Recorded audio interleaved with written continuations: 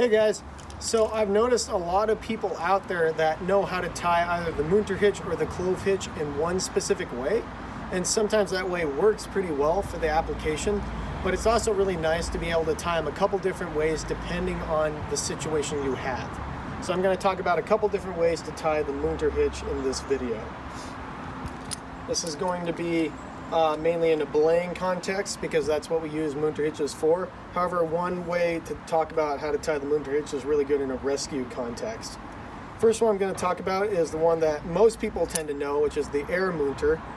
And the way how you can tie that, there's a couple of different ways. Sometimes people like crossing their arms and then doing like the fist bump, and then that gets the air Munter. Other times I like to tie it where I make a loop and then I just bend the other strand around, and then those two ends are what I clip from my Munter hitch. You know it's a Munter hitch because if you pull one side, the rope goes through, and then if you pull the other side, it'll flip and then the rope goes through again. This Munter hitch is not bad to tie. If you want to, say you drop your belay plate and you have to belay your friend up, or if you're just have a ready carabiner ready to clip the Munter hitch in. This is probably the most common one that I've seen people use. But it does have some drawbacks. One is that sometimes if you tie it one way, you may have to flip it right after you clip it in to get it to the orientation that you want it to be in, which can add more slack to the system and can be not as good as tying it a different way in sometimes. But it's still a good viable way to tie the Munter hitch. Window Munter is the next way to tie a Munter hitch.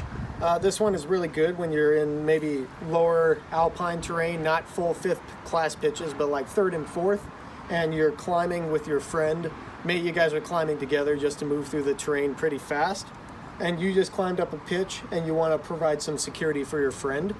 Well, real advantage with this one is I can just start by clipping the rope into the carabiner, and I can pull the rope until it comes tight on my friend.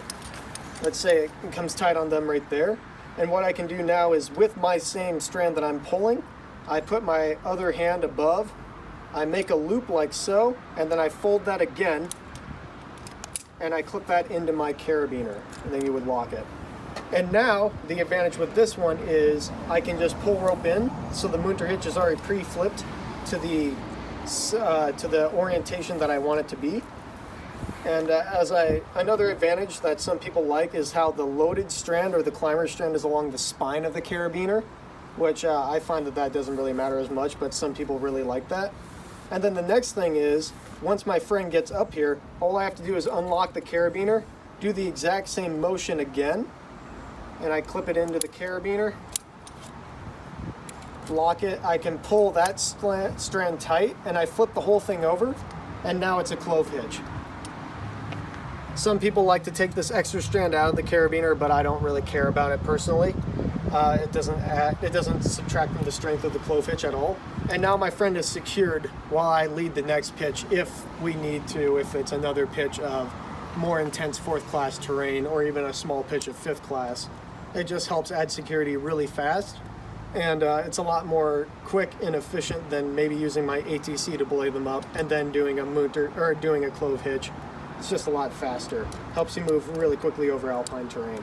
So the next Munter I'm going to show you is the pre-loaded Munter. This one has the advantage, like the last Munter hitch, to have the whole thing already in a loaded position. So that way you can pull tension into the Munter and then roll the rope over and then have your Munter hitch.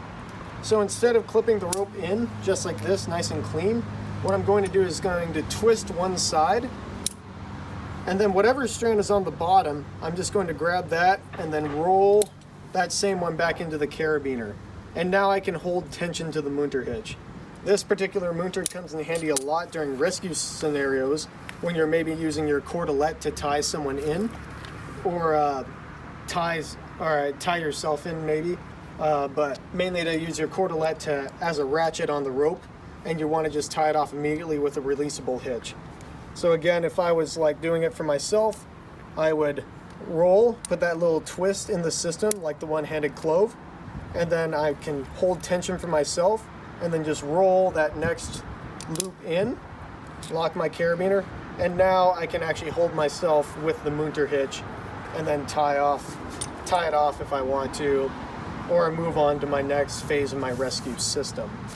So that Munter hitch is really good in rescue systems. All right, so that's a few different ways to tie the Munter hitch. It's important to remember that one way of doing things isn't the best way every time. It's nice to know a couple different ways to tie these things, and it helps with your overall mastery of your different knots to be able to tie them in any different situation and in any orientation that you want them to be.